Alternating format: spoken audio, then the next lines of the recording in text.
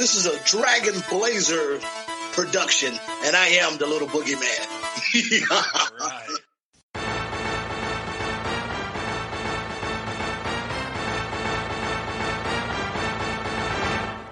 Coming down the aisle, it's the podcast tag team champions of the world, the Rage and Blaze Show.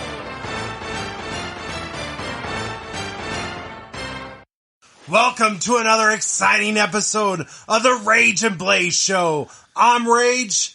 And I'm Blaze. And today we are going to revisit the 1992 edition of Survivor Series. I'm pretty excited about this. How about you? Yeah, I'm really excited. And not to downplay Survivor Series, although I saw the picture and we're getting a new wrestler that we've never seen before. Razor Ramon. The bad guy. We are also getting a match between two absolute legends, Bret the Hitman Hart versus Shawn Michaels. Yeah, this starts that feud. I mean, oh my gosh. This might be the first time they've faced, not sure. Have to do my research. But this I'm super, super excited about. Because anytime you get those two in the ring together, I think magic happens. And I don't know how great this match is because I don't remember much about this match. Well, I've never seen it. So I probably haven't either. But what I was about to say is we're about to get the Royal Rumble I've been waiting on. And that's when it matters. That's when you win it and you go to WrestleMania and face the champion. Yeah, I'm very excited about that too. You're right. Based on what little bit we can read when we look at the picture on WWE Network, this is looking like it's going to be a damn good Survivor Series. I mean, Bret Hart versus Shawn Michaels, number one, that better be the main event. I would hope so. Looks like we're getting Ric Flair and Razor Ramon versus Randy Savage and Mr. Perfect. Well, I'm assuming that's a full Survivor Series match, right? You don't think they have a tag team along with a title match at a Survivor Series this early, do you? I'm not sure. We're going to have to wait and watch and find out. But These old ones are normally just all Survivor Series matches. Well, things are changing. We're moving into the new gen era. So things are looking a little different. I think our shows are going to look a little different, and we can't really rely on what we used to know. And we're moving on to a new way of doing things. So before we jump into Survivor Series, the next thing I think we need to talk about is our last video game that we're going to discuss. That released in 1992, and that is WrestleMania, WWF's WrestleMania Steel Cage Challenge. Now, this game released for the NES, the Sega Master System, and the Sega Game Gear, and then it also in 2018 became a plug-and-play TV game. Now, the differences between all this is there were 10 playable wrestlers in every version. In the NES and Sega version, you had Hulk Hogan, Randy Savage, Ted DiBiase, IRS, Bret Hart, and The Undertaker. The Nintendo version also added Jake the Snake Roberts, Sid Justice, Rowdy Piper, the Mountie. The Sega versions replaced those characters, and they got their exclusive characters of Ric Flair, Papa Shango, Shawn Michaels, and Tatanka. The TV game was identical to the NES roster, with the difference being that the Ultimate Warrior and Razor Ramon replaced Hulk Hogan and the Mountie. So the Hulk Hogan's not even in the TV plug-and-play one? No, I'm guessing that was probably 2018. They were probably distanced themselves from Hulk Hogan at the time. Yeah, nobody gave a crap about the Mountie. I'm not sure why the Mountie. Maybe to sell more TV games, they added Ultimate Warrior and Razor Ramon being kind of bigger names. Yeah. Hard to say. But I'm sure Hulk Hogan wanting to distance themselves from the controversy there. Seems to me like probably the only. You said that was logical 2018? reason. 2018. It was a plug-and-play game for straight into your TV. But those are the difference in rosters. The modes that you had was one-on-one, regular match, or steel cage match. You also had tag team WWF Championship, so where you could choose a wrestler and... you had tag team mode and then WWF Championship mode. You can choose one wrestler to defeat all the other wrestlers, and you become WWF Champion at the end of the mode, where it shows you on a little pedestal with the WWF title. And then the Tag Team Championship is you can choose 2 wrestlers and then defeat the rest of the wrestlers to become WWF Tag Team Championships. And I believe the TV game did not include the Tag Team mode. No, it didn't. It was just singles and steel cage, I believe. Yeah. So all the wrestlers' movesets were identical with standard punches, kicks, grapples like a body slam, throw, headbutt, running attacks, flying clothesline, drop kicks, power slam to a running opponent, ground attack, stomp, elbow drops, and a move off the turnbuckle. There were no finishing moves in this game. This was the first console game with a steel cage match, although there had been a steel cage match in the arcade game WWF WrestleFest. This was the first time a steel cage made home console. We had watched, and I don't actually think we had ever played this game. Probably for the best. After watching it, I think we had already had a Super Nintendo by the time this came out, and I don't think we ever went back on the NES and played it. Because I thought I had looking at the box, but after watching the footage, I don't recall playing it at all. So we watched all 3 variants, the NES version, the Sega Master System version, and we watched the TV game version. And I can say that the Master System looked a little bit more clear, vibrant, and the sounds were a little bit better, but I'm kind of partial to the Nintendo sounds. Yeah, that's just nostalgia, that's just nostalgia there. But the sounds were a little bit more crisper on the game, the Master System. And then I will say that the TV plug-and-play looks identical to the Nintendo version, but the colors were more vibrant because I'm sure they added HD. Yeah, colors looked better, but honestly, the Sega Master System definitely looked the best. And honestly, seeing the different versions was more exciting to me than the actual gameplay, because the gameplay was shit. Yeah, gameplay it looked very boring. Gameplay was very basic, punch, kick. Probably was great for its time, maybe, but kids today that are used to the games they play would probably spit on this. And I'm sure we would have enjoyed it at the time, but probably would not think this is very cool. But us kids that grew up with the Nintendo, there's a little nostalgic to play this. I mean, going back and playing those 8-bit games. But it's you're not going to play a lot of it. I mean, you're going to probably pick it up and say, oh yeah, I remember this, but that's about it. Yeah. Not quite the replayability that Tecmo Super Bowl has. I still can enjoy Tecmo Super Bowl to this day.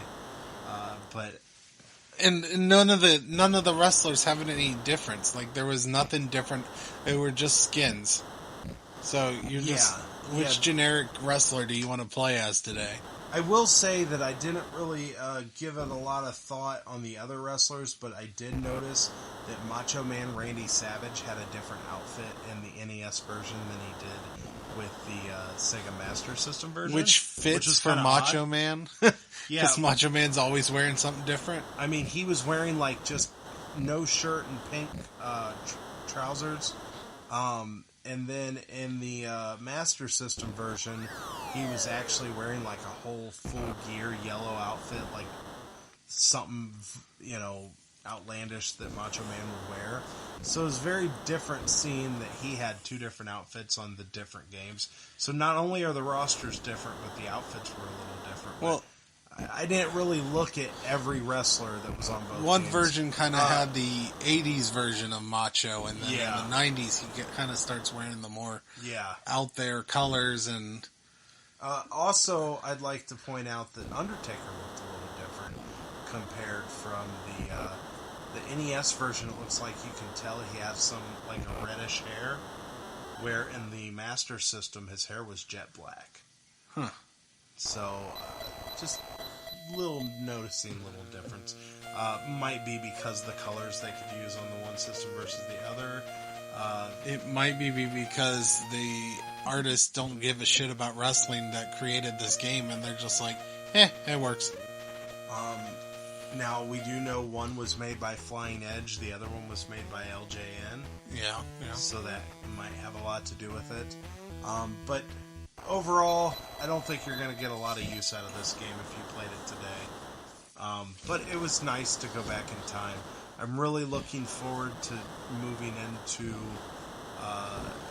the next generation of games, PlayStation 1, Nintendo 64, when wrestling games really got super exciting. I'm kind of excited about some of these Super Nintendo and Sega games. Super Nintendo games, yeah. There were some arcade type of games that came out on Super Nintendo that really changed up. Because if you can't do a traditional grappling game like they do, then the arcade game was very different. In Your House. A lot more fun. In Your House was a good one. So definitely looking forward to reviewing those games. But this might be our last Nintendo game. I hope so. And this can go back on the ET pile. So we're moving into 93. I'm kind of curious what games we have coming up. So we'll definitely keep this video game thing portion of our show going. Because I really enjoy reviewing these. I enjoy taking a trip down memory lane and watching these. But I do as well. That is all the time we're going to spend on the video game portion. We can go ahead and go back in time. 1992. Here is Survivor Series. Going back in time.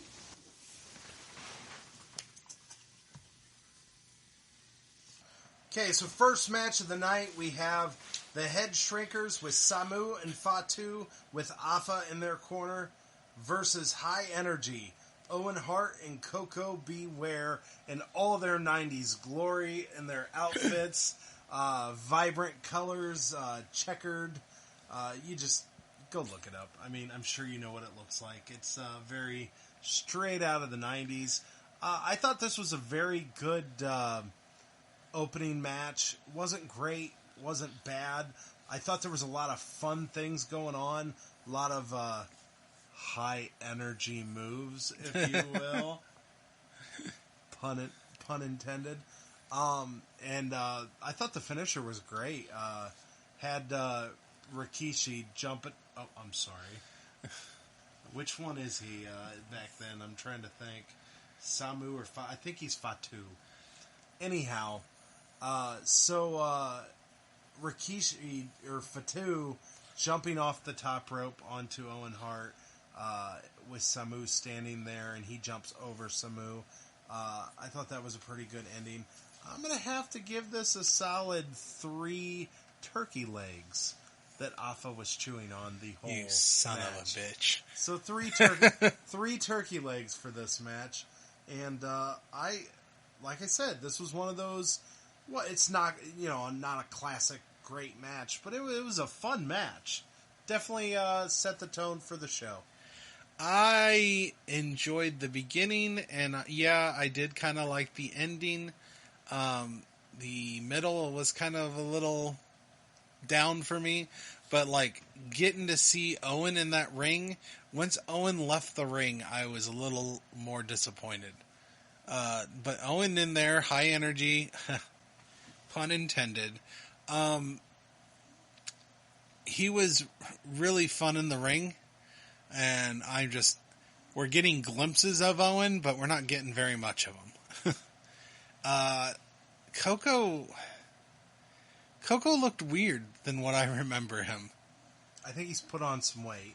Yeah, he's put on some weight. And he wasn't very fun in the ring. He was all right. But yeah, the ending was a little more fun than we're used to, it seems like, in a lot of these matches. He was missing his bird. But you son of a bitch, you took what I was going to go with. Okay. I was going to go more like 2.5 nasty ass turkey legs, but I was going to put some more emphasis on it. But still, damn you. There you go. Well, you put your stank on it. I did put my stank on it. Okay, let's keep it going. Okay, so before the start of the next match, we get interviews with Nails and Big Boss Man before their nightstick on a pole match, which is interesting. So this is obviously the first time we've seen a match like that. But Nails, this is the first time we get to hear him talk, and actually this is the first time I think I've ever heard him talk, because I'm not too familiar with Nails. No. I'm guessing he's very short-lived in the WWF. But he sounds like what you would assume the Devil would sound like. Very deep, almost sounded like he was using a voice changer, but I'm pretty sure it was really him. Based off the color in his face, I'm very sure it was him. He looked like he was about to have a heart attack just by doing that voice. He looked like he struggled with it. But to be honest, it sounded pretty intense. He talks better than he wrestles. You're giving him more credit than I was going to. I was going to say he sounds like he's been constipated for a week. This is true. It's like, I'm gonna take you out, Boss Man! But doesn't he sound like what most people think the Devil sound like? I mean, it really had that very, very deep tone. I think the Devil sounds like the Devil in South Park, so, no. That is a different take on the Devil, for sure. So dumb. So then we get an interview with Big Boss Man, and they do something that we have not seen them do yet, which is while Big Boss Man is being interviewed, they go like almost like picture in picture, or like where the pictures are split screen, and they show Nails coming out to the ring while Boss Man is still talking, and Boss Man notices this and leaves the interview to go out to the ring. He's like, fuck this shit. And he goes out there because Nails is going to go grab for that, he goes after the nightstick. Nightstick right off the bat before the match even starts. So, another thing I'd like to point out, this was, not as bad of a match as Nails' first match that we saw. No, not at all. Pay-per-view, but there was still a couple things that were very awkward, and he's definitely still not that great. No, he's not, but I think Boss Man is a better wrestler to face him. And it was more of a brawl than it was an actual match. This is true. A lot of punches involved in this match. So it was better. It was definitely better. Then you also have the fact that you get a nightstick involved in this match later on. So, I mean, it could have been worse. Could have been. But we didn't get to see something. What didn't we get to see? I don't believe the exposed belly happened. No, we didn't see the exposed belly. I know you're disappointed about not seeing the Big Boss Man's belly. And the no belly. So this match, I would have to give a 2.5 nightstick shots. It wasn't... I almost gave it 3... because it wasn't as bad as I thought it was going to be. But there wasn't really a lot of wrestling moves, and he did botch a few things. So I'm going to just lower it to 2.5. I'm going to go with 2 disappointed mother and father by Nails. Also, forgot to mention that Big Boss Man does win this match via pinfall, and it did seem like a quick pin. It did seem like a quick pin. I also want to mention Bobby the Brain Heenan is great. During the match, he's trying to defend Nails and say, because Nails does mention that I was put in there for a crime I didn't commit, while sounding like he's, either taking a shit or the devil. So the boss, Bobby the Brain Heenan is he just had some unpaid parking tickets and there was a parking ticket on his car and it blew off and he didn't even know that he owed that parking ticket. At least that's what his sister told me. Yeah. Had to add the sister. Yeah. All right. That's the story and he's sticking to it. Yep. So before the next match, we get a promo with Ric Flair and Razor Ramon. They're discussing their upcoming match against Mr. Perfect and Macho Man Randy Savage. They also show us a backstory on kind of how this match took place. And it looks like Mr. Perfect has gone face. So, to be honest with you, I don't think I ever remember Mr. Perfect ever going face. I always remember him as a heel. So, this is interesting. Yeah, well, I kind of do remember him as a face, but it is what it is. Yeah, they had a segment where he poured a big thing of water on Bobby the Brain Heenan and pretty much said that he has been holding him back and that Ric Flair doesn't live under Ric Flair's shadow. Ric Flair has been living under his shadow. So then that's kind of, setting up this match. After the match, we get Tatanka versus the model Rick Martel. Pretty decent match here. Nothing overly exciting happens. Doink the Clown does come out. This is our first appearance, which, let me point out, this was our first time seeing Razor Ramon on the podcast. This is our first time seeing Doink the Clown on the podcast. But Doink really didn't come out there to interfere with anybody or to cause any kind of distraction. He just was making animal balloons for the crowd and then popping them, like a dick. So it's just kind of his shtick. It's weird because he has nothing to do with the match. He's not interfering. He's just making animal balloons, giving it to some teenage girls, and then takes a pin and just pops each one of them. I liked the bit. It was just oddly placed. Yeah, it wasn't like he was trying to get the attention of anybody. It felt a little like we don't know where else to put Doink. We're going to put Doink here just to get people familiar and to know who Doink is, I guess. No match. I assume he don't have a match. 5 weeks. He said he's been coming around for about 5 weeks now. So I'm guessing this is just a bit he's doing, just randomly interrupting matches. Yeah, maybe he hasn't even made an in-ring debut yet. Yeah, he might not have even wrestled yet. But anyhow, so the match in the ring, like I said, nobody got distracted by Doink being out there. There wasn't anything bad about this match. There wasn't nothing that popped out that made you remember this match. It was just average match, so I'm going to give it 3 popped animal balloons.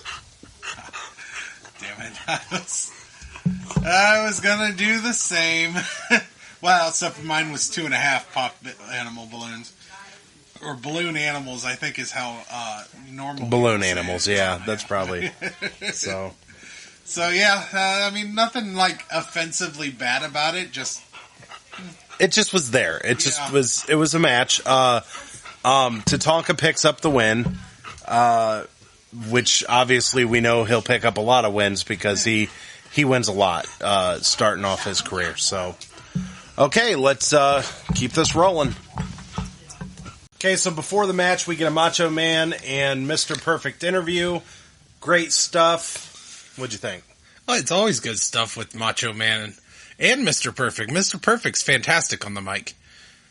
Yes. And yeah, we also got a little bit of a promo beforehand showing how this happened. We already, I think, discussed that.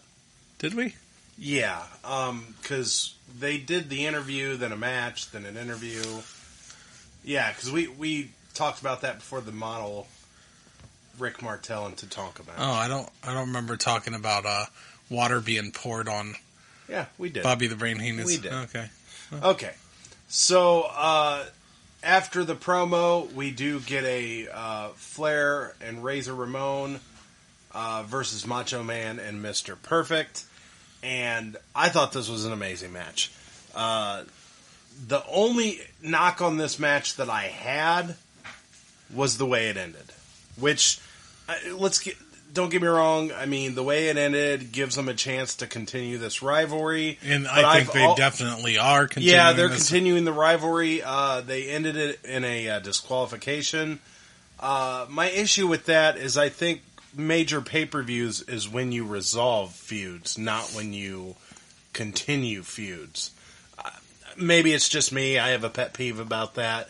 But, I mean, you should have resolve in matches like this. If you want to have a disqualification ending, do that on your weekly television shows, you know.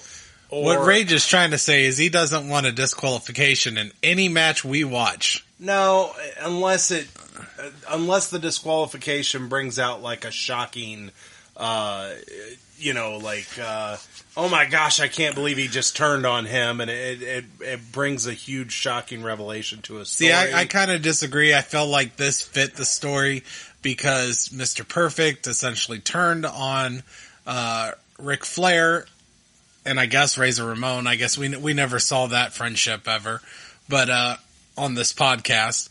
But you know, Ric Flair, he turned on Ric Flair, and that's Razor. It just got to the point where Ric Flair and Razor Ramon decided to just start attacking, and it ends in a disqualification because they just keep attacking them and attacking the ref. So yeah, it kind of fit. There was a scenario there where the referee got knocked out, another referee came in, and things just got out of control, and they ended up disqualifying Razor. I felt like I felt like that ending was good for this match. For this storyline, for this match, you also got to remember these matches are storylines too, you know, and that fit the story.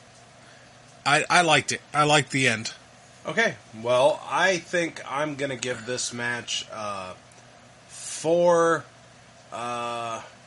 perfect tag teams. So yeah, I really enjoyed this match. There was some good storytelling, and which is kind of what I brought up with the ending too. But even during the match, we had a moment where Mr. Perfect walks out, starts walking like he's about to walk out. Yeah, you think he's continuing to be heel at that moment. Yeah, you were like, oh, can he be trusted? And Macho was in the ring for about 10, 15 minutes with them just beating the crap out of... It was 10, 15 minutes. I don't even know. Well, they mentioned it's been about... It was... Bobby the Brain Heenan or... They mentioned that it was... That he was in the ring for a long time without Mr. Perfect getting the tag. Like, they were isolating Macho Man quite a bit in the match. And, they isolate him, and then Mr. Perfect decides to turn around, much to the cheering of the crowd, and he still doesn't get in for a while. So, overall, yeah, I feel like this was a very good match. A lot of fun. I do have some gripes. What's the gripes? How many matches have we watched?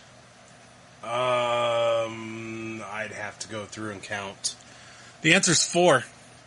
And how many Survivor Series matches have we watched in this Survivor Series pay-per-view? Well, technically 4, since they're all Survivor Series matches, since it's a Survivor Series pay-per-view. Survivor Series style match.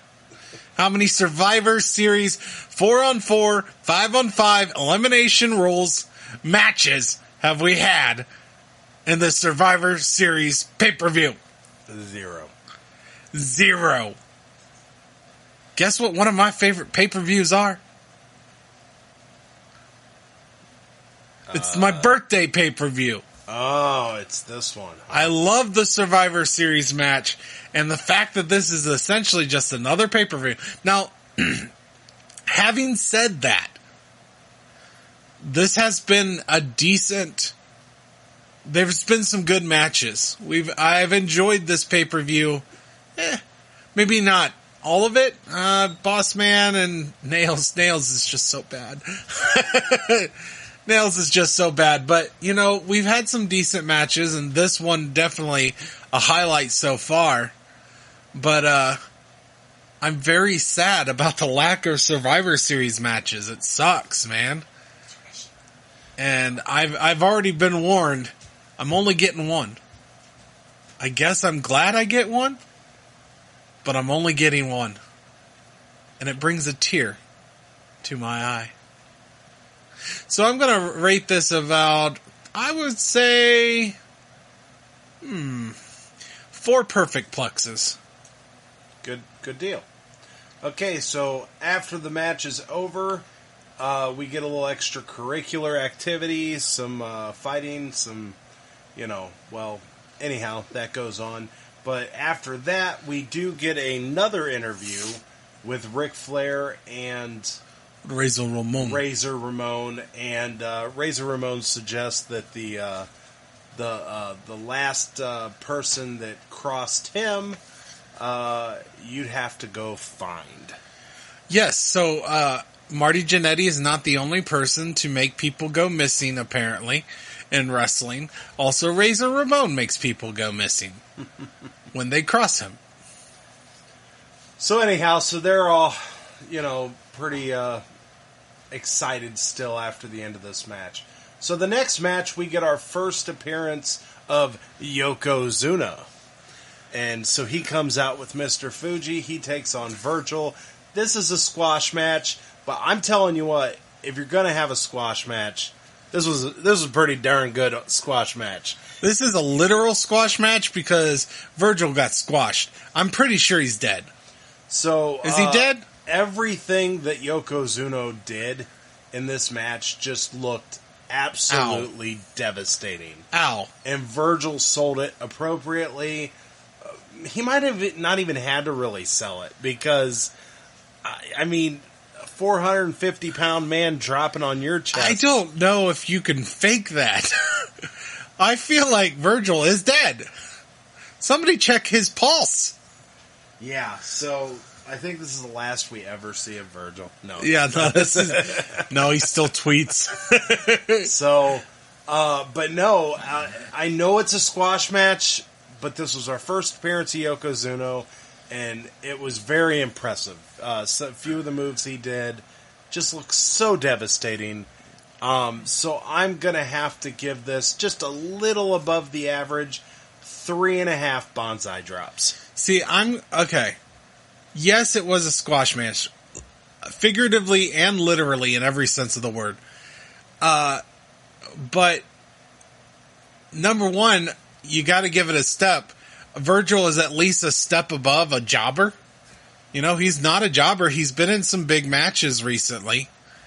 And they just have this guy who's, he's not like Hulk Hogan or, one of the stars. But he's been up there. He's not some no-named wrestler. And they just have Yokozuna just destroy him. And it was great. I know I've seen Yokozuna when I was younger. I don't think I appreciated Yokozuna when I was younger. Yeah. Holy crap, that man can kick pretty high for a 500-plus pound man. That back kick he does to Virgil's face. Seriously. Yeah. And yeah, that bonsai drop just looks painful. And my brother Rage over here kind of wanted to point out the smile on Yokozuna's face and how joyful he was, saying he's such a nice man. After he kills a man, death becomes him. Virgil's dead. To me, it looked like a young performer all excited to be on WWF pay-per-view. Sure.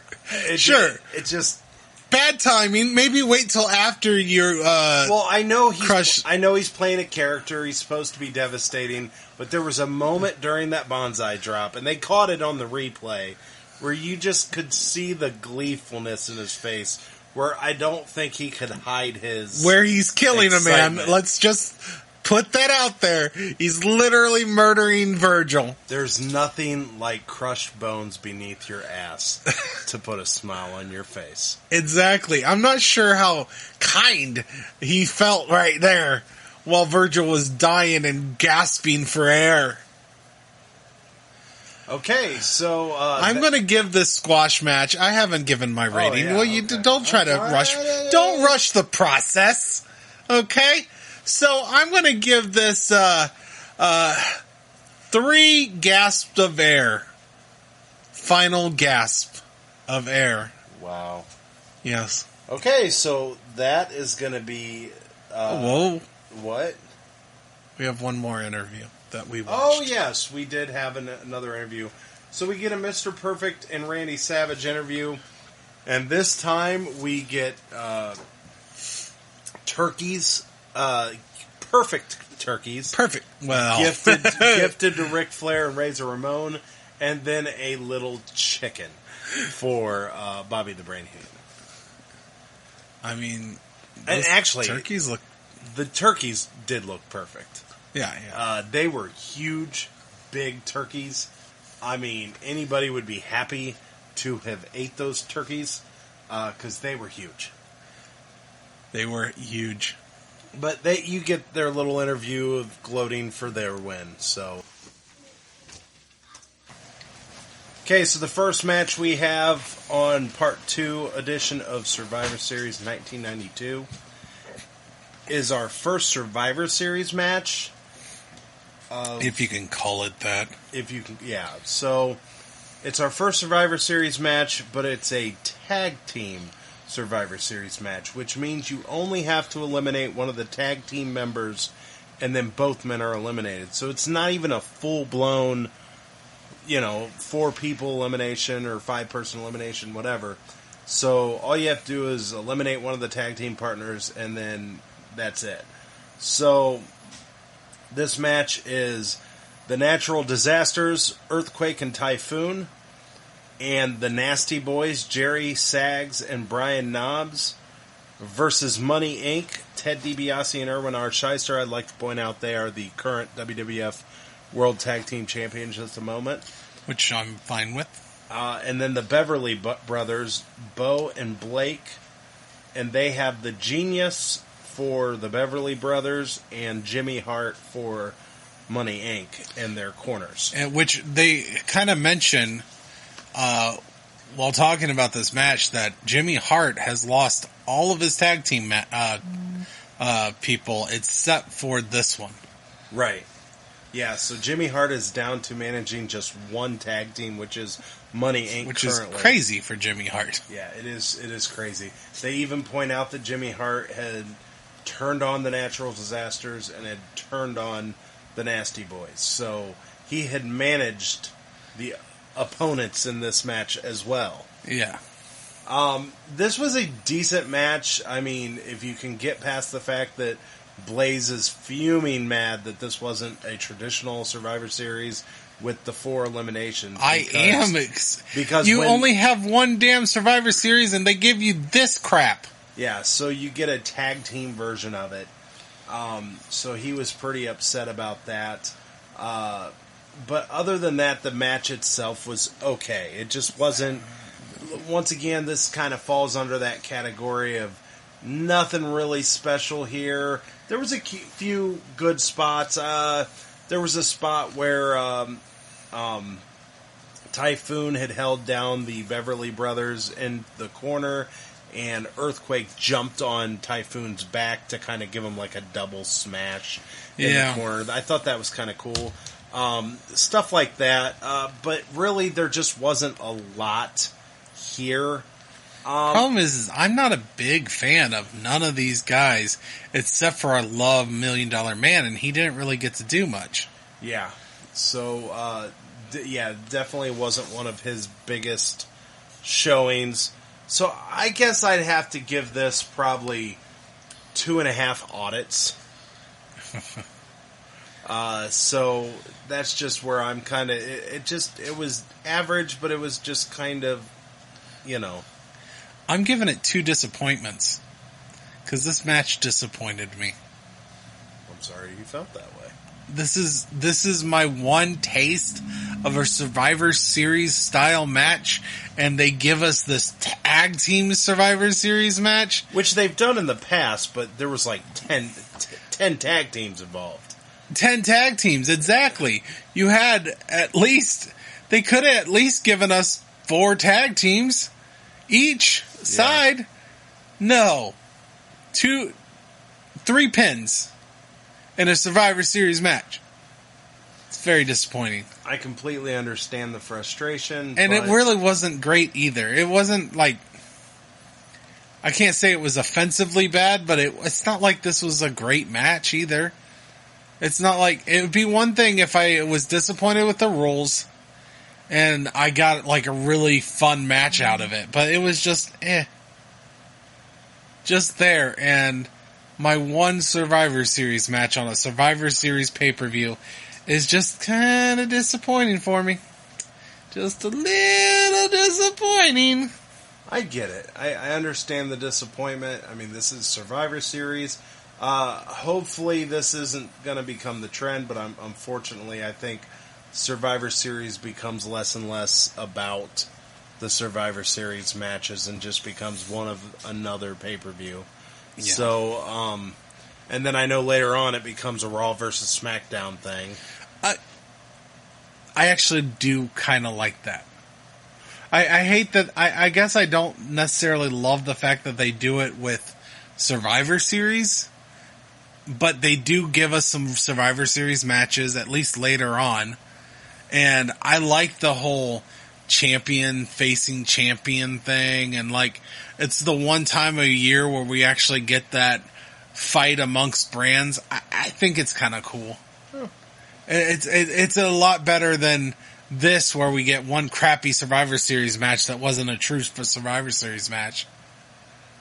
No, sorry you feel that way. Yeah, you should be. I'm very disappointed. Let's go ahead and move on. Okay, so the next match I was super excited for. It is going to be The Undertaker versus Kamala in the first ever casket match. Now, before the match, we do get an Undertaker interview. We do get seeing him building the casket. So that's pretty cool. But the match itself, I thought was pretty good, but the ending disappointed me. So I'm going to give this 3.5 coffins. I was ready to give it 4, but he pinned him 1, 2, 3 in a coffin match. I thought the point of a coffin match was you had to put him in the coffin and shut the lid.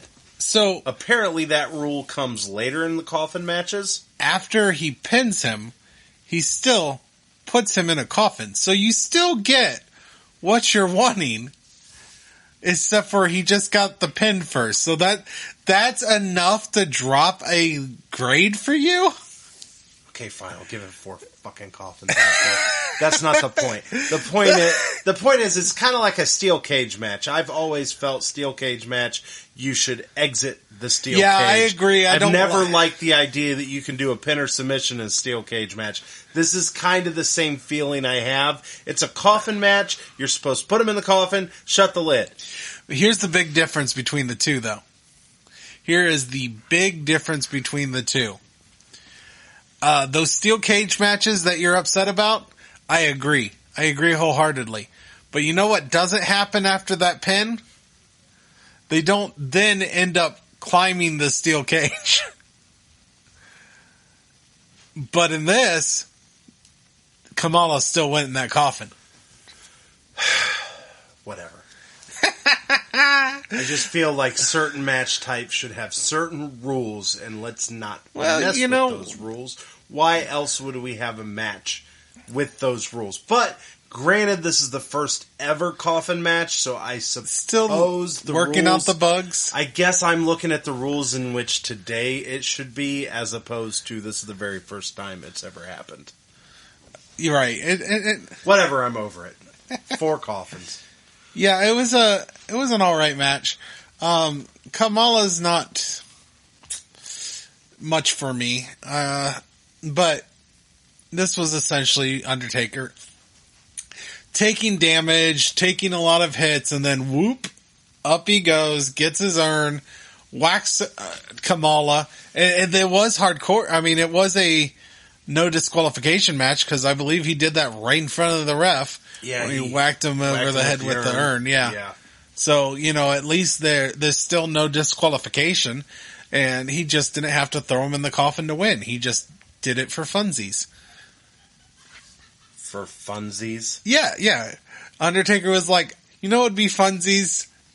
Throwing Kamala in this coffin, and then nailing it down. Just for funsies. I don't think Undertaker's as fierce as you imagine in your head. Rest in peace! Just for funsies! I just love putting people in coffins. That's too natural for you. Let's move on to the main event. Oh, I don't get to make my rating? Oh, well, you lost your chance by getting all funsies with it. I'm gonna give this 3 funsie coffin match. That's it? 3. Yeah, 3. Just 3? I didn't think it was that great of a match. I'll be darned. I was just arguing with the fact that the only reason you were giving it less is because you're like, well, he didn't throw him in the coffin to win. He had to pin him, but he still goes in the coffin. Still bothers me. It was still just a regular match. It was still just a kind of mediocre match. Actually, it was a no disqualification match, so it is a little bit more than a regular match. Okay. Let's move on. Okay, so before the main event, we get promos between both competitors. First Shawn Michaels and then Bret Hart. Both were pretty good promos. I mean, they're both well, Shawn's really good on the mic. Bret's okay. Bret's just okay on the mic. He's okay on the mic. Just okay. But Shawn is literally one of the greatest on the mic. So this was, pretty typical. I hate to tell you this, okay, but so promos. is Bret Hart. One of the greatest? One of the greatest on the mic? He's pretty good. No. Come on now. When you think of greatest on the mic, you think of Shawn Michaels, Stone Cold, The Rock. CM Punk. CM Punk was pretty good. His career a little short-lived. But I mean, there's... Well, if we're going to go with short-lived careers, Mr. Anderson! Kennedy! Oh, yeah, that's right. It was Kennedy! I get those mixed up, which one was TNA and which one was WWE. Never watched TNA, so it's always been, for me, Mr. Kennedy! Oh. Kennedy! Bella's howling. Bella's good on the mic, too. So anyhow, we get their promos, and then we get an absolute amazing main event. Oh my gosh, these guys tear the house down. I don't know what else to say about this match. It started off a little bit slow, a lot of submissions, and then it just kicked into high gear. Great finish, great ending. Shawn Michaels doing what he does best, overselling a few moves. Oh, yeah. This was just classic between these two. But when we saw that this was the main event of the show, I think we already knew it was going to be something special. It was just phenomenal to see this match already, because I didn't realize these two go at it this early on in Bret Hart's title reign. So this was something special, and it definitely deserves 5 oversells. 5 oversells. I'm not sure I'm giving it a perfect score, but it was a pretty damn good match. And those oversells. I mean, there was a suplex that Bret Hart did on Shawn Michaels, and Shawn Michaels he goes down and then goes right up. I mean, and I love Shawn Michaels, and just watching him work and it's him getting his ass kicked is what's the best part about Shawn Michaels. He's great offensively, but the sells are what sells it for me, you know? So I'm going to give this 4.5. Your wife's disappointment with the camera. What? So we're watching the start of this match, and Rage's wife is in the room, and Shawn Michaels starts dancing, and then the camera just keeps going to the audience. And the band's booing, and then the signs, and Rage's wife was very disappointed that we did not get to see more of Shawn Michaels dancing for reasons. What reasons do you think your wife would want to see Shawn Michaels dancing, Rage? What do you think? I can't imagine any reason she would be worried about seeing another man dance, because she only has one eyes for one guy. I'm pretty sure she was going a little side-eyed while we were watching that match. I'm sorry to tell you this, Rage, but your wife likes a little bit of Shawn Michaels in 1992. Well, we're gonna go ahead and move on from that. No, this is very uncomfortable for Rage. I say we continue this conversation. Anyhow, that is going to conclude our Survivor Series 1992 coverage, and I say we just rank these babies. All right. Favorite match of the night. Okay, so best match of the night is a no-brainer for me. Shawn Michaels, Bret Hart for the WWF World Heavyweight Championship. Definitely tore the house down for me. Anytime these two get in the ring, you're going to see one of the greatest matches you've ever seen in your life. This is why we watch wrestling. This is my favorite wrestler of all time for a reason. And it's just sparks fly when these two get into the ring. I agree. It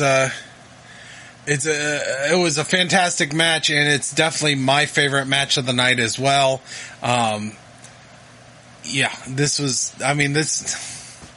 There's not a contest. I mean, Shawn Michaels is in that ring overselling the hell out of everything. It's the best match of the night.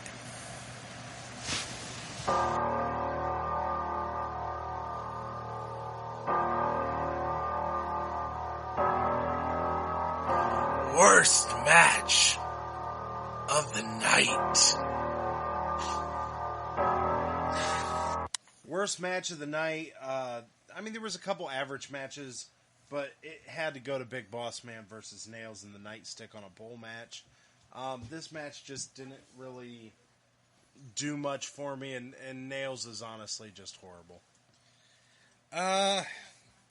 So I was debating on that match and actually the Survivor Series match, only because the Survivor Series match disappointed me so much because, Survivor Series and only one Survivor Series match, and it was a tag team Survivor Series match.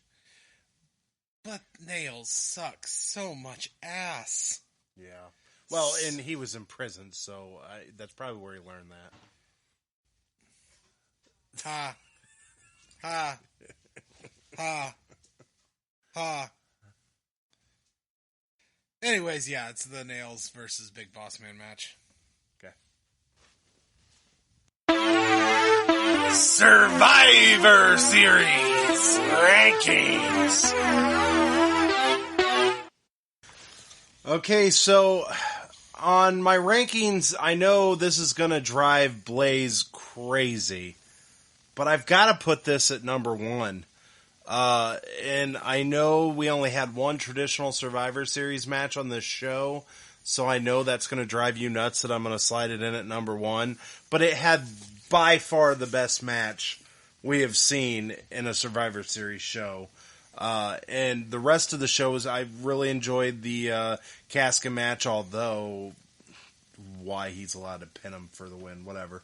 But and then the tag team match between Flair, Ramon, and Macho Man and Perfect was pretty darn good. It's just had enough to elevate it to number 1 in my opinion. So my new rankings are going to be 1, 4, 5, 3, 2, and 1. Even though there's, the lack of traditional Survivor Series matches, I'm just going to have to go ahead and put this at top of my list. I understand that logic, I suppose. For me, I'm going to have to... It does have some good matches. So it's not going to go down as far as I originally figured I would put it because of the lack of Survivor Series matches. So I'm going to go with 1 still being the worst. It will always be the worst. It's just special down there. 2. And then I'm going to stick with 5. And then I'm going to put this right above 5. So 6. And then I have 3. And then the best one still being 4. Okay. So that'll do it for our rankings. So really all we got is Boomer's Facts. And I would like to point out before we get to Boomer's Facts, I'm very curious to listen to Boomer's Facts on this one because I just now really noticed after finishing the show that the poster they put up for Survivor Series on the WWE Network and on the Wikipedia page shows the Ultimate Maniacs, Macho Man and Ultimate Warrior taking on Razor Ramon and Ric Flair. And obviously we know Mr. Perfect replaces Ultimate Warrior. Really curious on the backstory behind that. Yeah. On why the Warrior is, because that had to have been a very last minute change. Yeah, for them he's in to the promotional keep the picture. promo picture. Yeah. He's not even in the show. Not even in the show. Holy crap, I didn't even notice that. I didn't notice it until we were done watching the show. Because it just now dawned on me that Mr. Perfect replaces Ultimate Warrior. And I'm really curious on why. So definitely listen to the Boomer Facts. I'm sure he has some insight on that.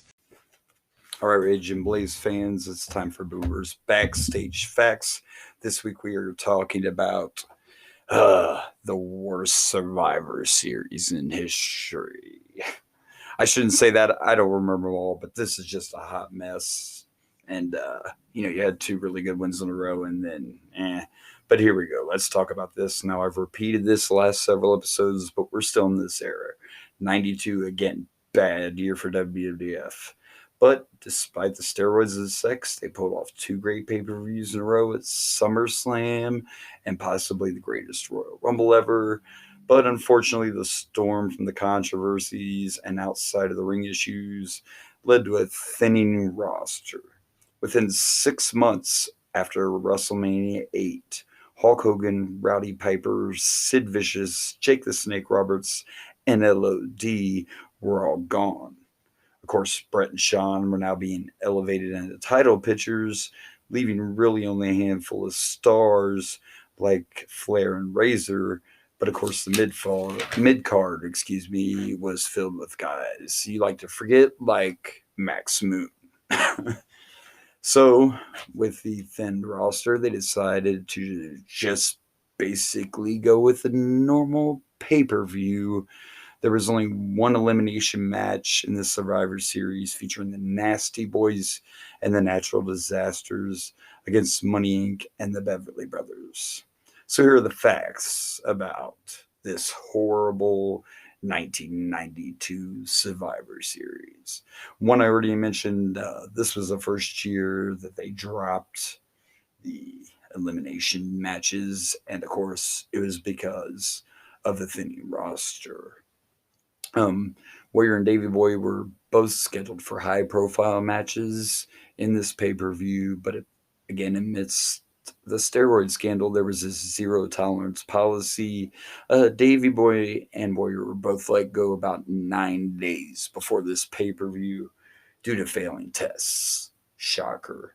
A reluctant Mr. Perfect actually turned face to replace the Warrior in that big tag team match with the Macho Man against Flair and Razor. Davey Boy was supposed to have been defending the IC title against the Mountie, but as I mentioned, Davey was fired, and believe it or not, the Mountie walked out on the company after losing to Bret Hart in less than 30 seconds at a house show. Sounds like a wrestler throwing a fit. This one I found interesting, folks. This was actually the first WWF pay-per-view without Hulk Hogan or the Ultimate Warrior. Of course, Warrior was fired. Hogan left to go do TV, movies, etc. And it only left Randy Savage as the big top baby face that was established from the 80s into the early 90s.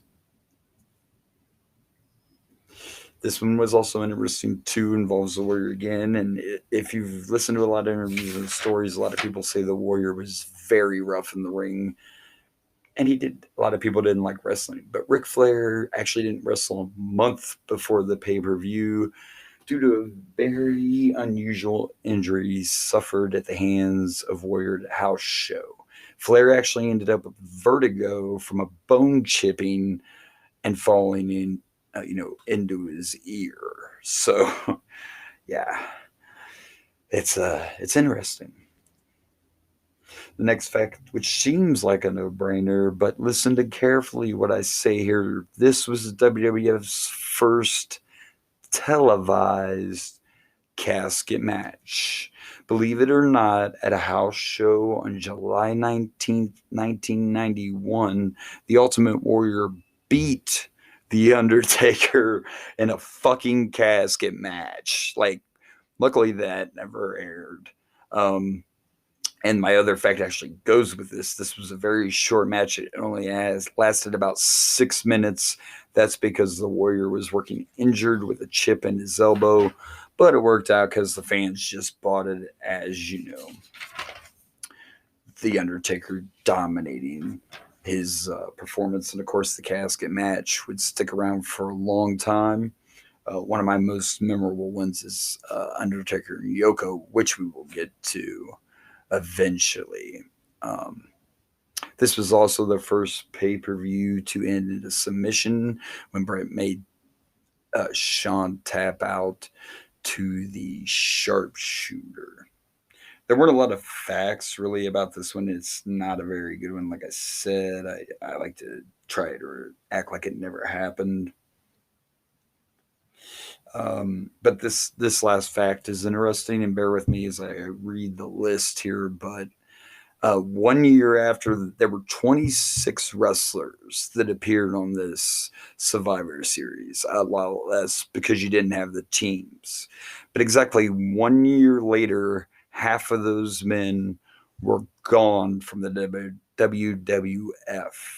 So we're going to do it like this. Here are the 13 men from this pay-per-view that stayed with WWF. Owen Hart, Samu, Fatu, Tatanka, Rick Martel, Randy Savage, Razor Ramon, Yokozuna, Virgil, IRS, Taker, Bret Hart, and Shawn. But now here are the 13 men that were gone by the next year when Survivor Series rolled around.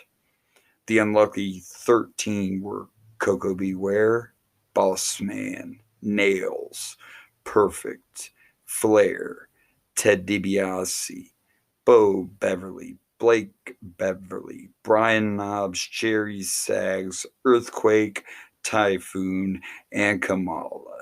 What a year a difference can make. And the funny thing, you look in that list of people who left, and everybody except for Koko B. Ware and the Beverly Brothers ended up in WCW. So let's just be happy we are past this horrible pay-per-view. Don't worry, good stuff to come. We're so close to the Attitude Era. We're about to get some really good things here. But of course, Survivor Series is never really the same again. And even today, they don't do the elimination matches as much. Now, I like the Raw versus SmackDown concept, but I'd like to see more elimination matches. Like instead of champion versus champion, you could have the Universal Champ, the IC Champ, and the SmackDown Tag Champs against the WWE, US, and Raw Tag Champs in an elimination match. Vince, I know you listen to the show. No, he doesn't. Bring back the Survivor Series. That's all for this week. You can follow me on Facebook at Tim Boomer Chase. I'm on the Instagrams at Chase Tim. And if you like the Twitterverse, I'm at TC Boomer77. Until next time, Rage and Blaze fans, that's Boomer's Backstage Facts. Back to you guys. So let's go ahead and plug the pluggables, and that pretty much wraps it up for the Survivor Series. All right. Well, you can find me on Dragon Blazer Productions at on the Facebooks, the Instagrams, the YouTubes, and on the Twitters. You can find me on Dragon Blazer Pro. Okay, so you can find the Rage and Blaze Show at Facebook. You can find at the Rage and Blaze Show on Instagram and at Ricky Rayberg on Twitter. And this has been the Rage and Blaze Show. I'm Rage. And I'm Blaze. And good night from Rage's Pit.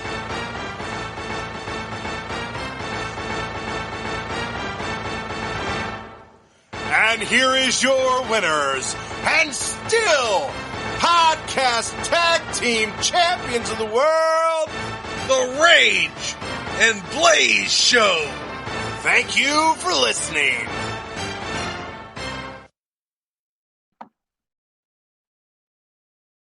Hey everyone, this is Blaze from the Rage and Blaze and the Boomer and Blaze Show.